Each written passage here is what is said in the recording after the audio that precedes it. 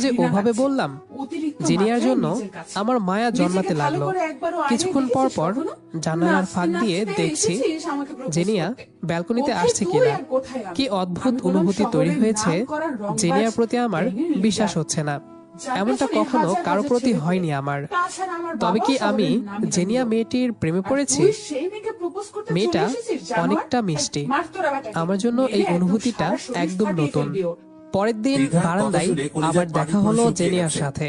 চুলগুলো মেলে দাঁড়িয়ে আছে আমার দিকে ফিরে। আমি তাকিয়ে আছি জেনিয়ার দিকে।